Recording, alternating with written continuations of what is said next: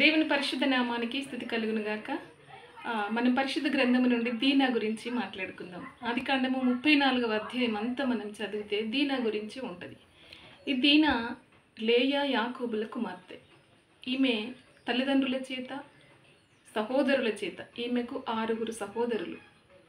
ఈమె వాళ్ళందరి చేత గాబరంగా ప్రేమ ఆప్యాయతలతోటి పెరిగిన ఒక ప్రేమ కలిగిన కుమార్తెగా వాళ్ళు ఆమెను చూశారు.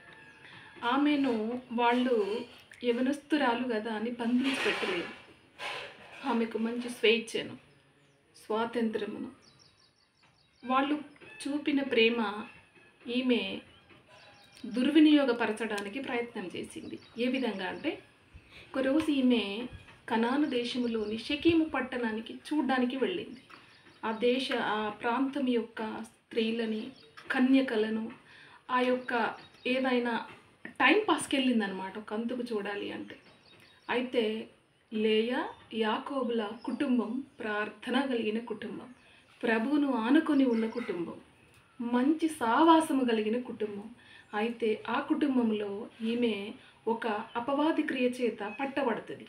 ఈమె షెకెము పట్టణానికి వెళ్ళినప్పుడు షెకెము అనే ఆ యువకుడు ఈమె మీద ప్రేమలో పడ్డాడు.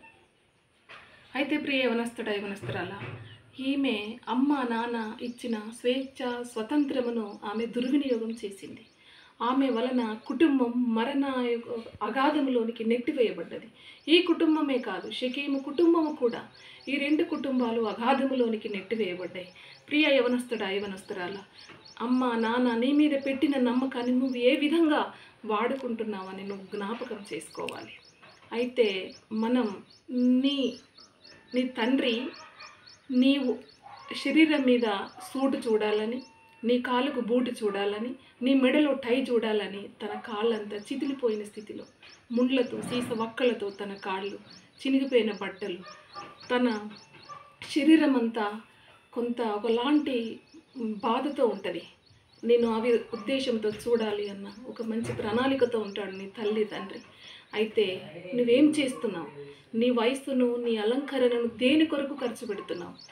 ఈమె షెకెము యొక్క ఆ షెకెము ప్రేమలో పడి ఈమె మీద, ఈమె ఆయన మీద, ఈ 2 కుటుంబాలు మరణ అగాధములోనికి నెట్టివేయబడ్డట్టుగా దేవుని వాక్యం మనకు తెలియపరుస్తున్నది.